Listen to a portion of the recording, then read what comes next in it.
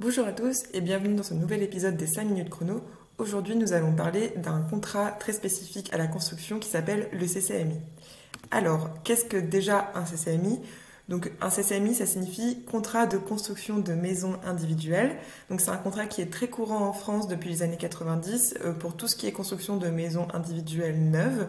Et actuellement, il est utilisé dans 2 tiers des cas pour régir les prestations dans le cadre de la construction d'une maison neuve. Le CCMI, en fait, c'est souvent quelque chose qui va être demandé par la banque et qui va être conclu entre le maître d'ouvrage, donc le client final, et le maître d'œuvre, qui est le constructeur.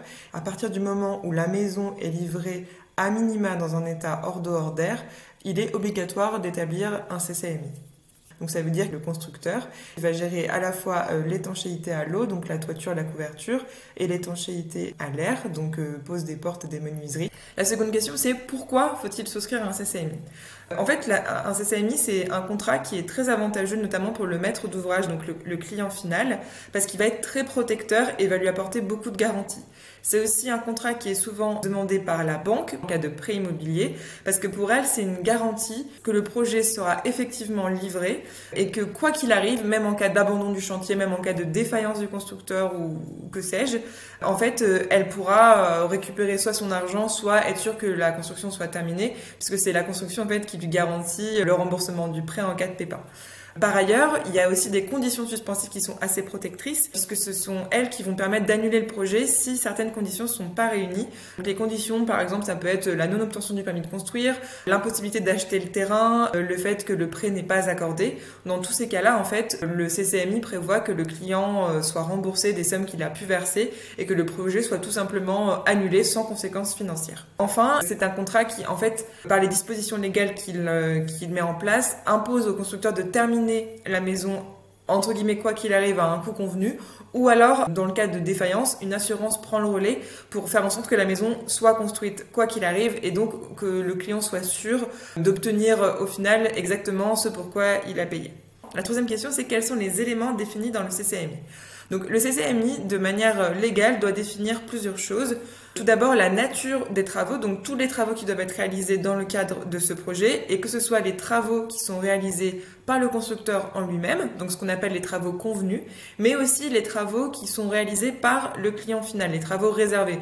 Si par exemple vous voulez faire vous-même les peintures ou les sols, et tout ça doit apparaître dans le CCMI à un prix convenu, c'est-à-dire que c'est l'enveloppe globale du projet qui est présentée à la banque. Il y a aussi le délai qui est prévu pour réaliser tous ces travaux et le constructeur s'engage à réaliser les travaux dans le délai convenu, la date de début de chantier et le coût global des travaux comme je le disais.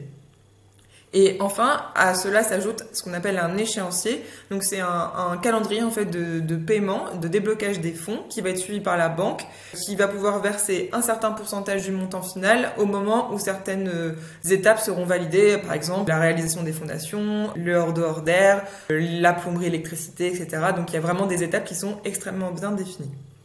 La quatrième question, c'est quelles sont les obligations du constructeur?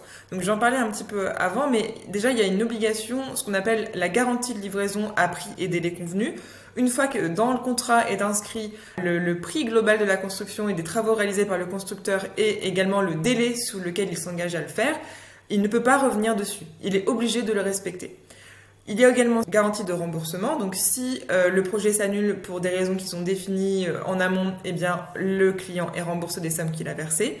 Et par ailleurs, s'il y a la moindre modification sur le projet initial, eh ben, on est obligé de faire un avenant, comme ça le contrat est à jour. Alors un CCMI n'est pas obligatoire en soi, d'autres contrats existent en fonction du type de projet que vous voulez réaliser, notamment par exemple les contrats d'architecte ou les contrats de maîtrise d'œuvre.